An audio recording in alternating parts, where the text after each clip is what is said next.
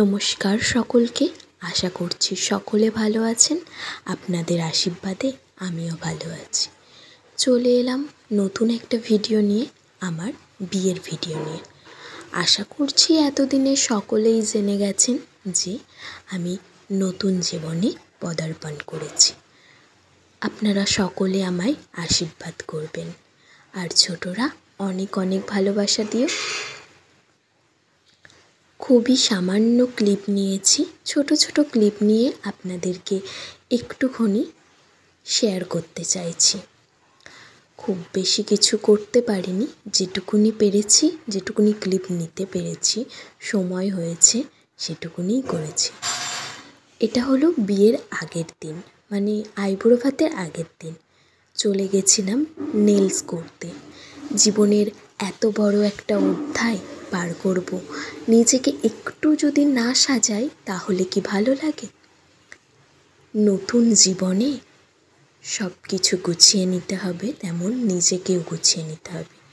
সমস্ত পরিস্থিতিতে নিজেকে মানিয়ে নিতে হবে। আপনারা আমাকে আশীর্বাদ করবেন যেন আমি সুন্দরভাবে সবটা মেনে নিতে এবং মানিয়ে নিতে পারি। আর এটা হচ্ছে আমার আইবুড়ো ভাত।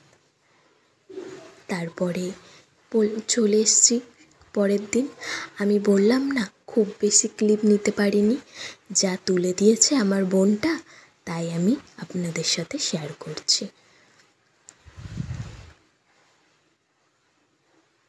এই যে আমার ছাতনাতলা রেডি হয়ে গেছে। খুবই আনন্দ করেছে সবাই আমার বিয়েতে। আমিও তাদের আনন্দ দেখে অনেক আনন্দিত। আমি জানি আপনারাও আমার সুখী জীবন দেখে খুশি পাবেন। আর আশীর্বাদ করতে কিন্তু ভুলবেন না। আর ভিডিওটা আপনাদের কেমন লাগলো, বা আমার এই বিয়ের ভিডিওটা, মানে আমার এই বিয়ের খবরটা আপনাদের কাদের কাদের ভাল লাগলো সেটা কিন্তু অবশ্যই জানাবেন।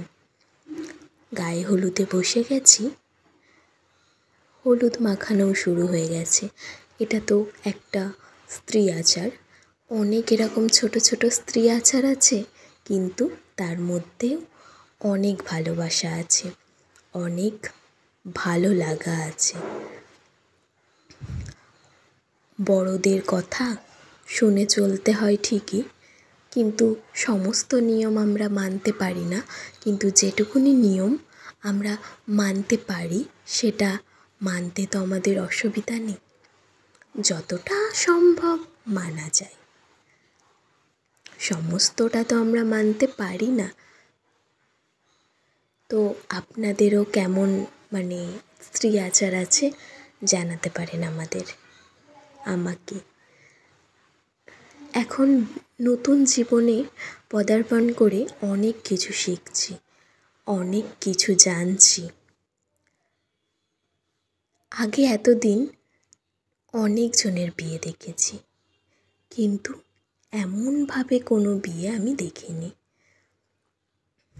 আর আমার পাশে যে বসে আছে তাকে আশা করি আপনারা সকলেই চেনেন, আমার দিদির মেয়ে, কলিজার টুকরা। গায়ে হলুদের পর্ব শুরু হয়ে গেছে।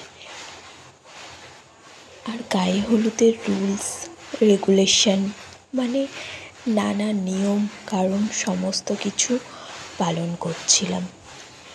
বিয়েও শুরু হয়ে গেছে। এই যে একটা জিনিস যেটা মেয়েদের জীবন বদলে দেয়, স্মৃতির এই এক ফোঁটা সিঁদুর পড়ে গেল মানে পুরো জীবন বদলে গেল। এটা খুবই অদ্ভুত মেয়েদের জীবন। ছেলেরাও কিন্তু বিয়ে করে, কিন্তু তাদেরকে কোথাও যেতে হয় না। কেন মেয়েদের ক্ষেত্রে এই নিয়মটা যে তাদের বাড়ি ঘর, চেনা মানুষজন সবাইকে ছেড়ে কেন চলে যেতে হয় আমি জানি না, তবে এই নিয়মই চলে এসছে। আমি একার দ্বারাই বা কয়েকজনের দ্বারাই এই নিয়ম বদলানো সম্ভব না। সবাইকেই মেনে নিতে হবে। আমিও মেনে নিচ্ছি। কেমন লাগলো অবশ্যই জানাবেন।